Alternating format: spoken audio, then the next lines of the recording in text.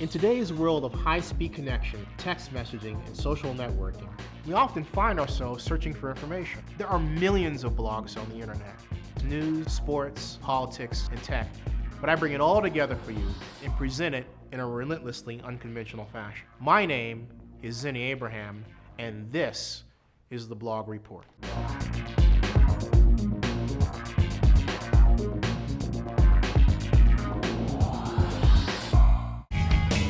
It's time now for news.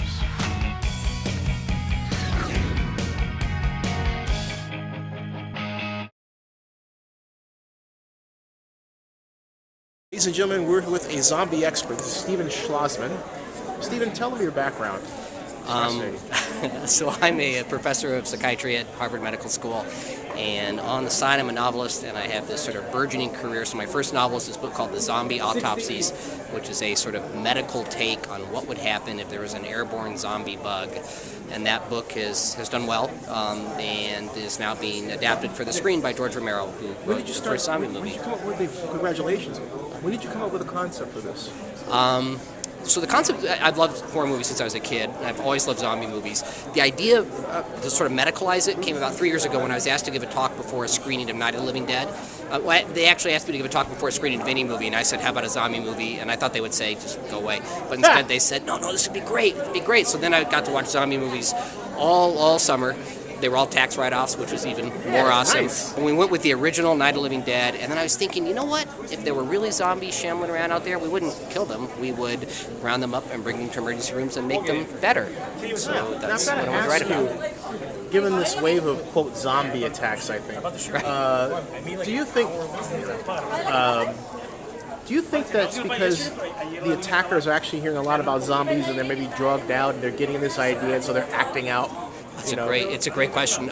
So I don't think it's that directly. So I think that whenever folks behave in a way that's psychotic, which is what a lot of these behaviors have been. I've not personally examined any of them, but you don't need to personally examine them. You're not going to draw from a vacuum. You're going to draw from what's ever in the sort of cultural zeitgeist, what people happen to be thinking of. I don't know that they're exactly thinking zombies, but they are thinking violent, and this is a kind of violent time. So folks who are taking things like bath salts, which are high amphetamine contents, are more likely to behave violently to start with. Now, whether or not I found that the Rudy fellow, he didn't have bath salts in his system; it was just marijuana. That's so marijuana mixed with whatever genetic predisposition somebody may or may not have will lead to some kind of violent behavior potentially, and that violent behavior can potentially mimic what folks happen to be reading about. Fascinating. How do we catch your work online?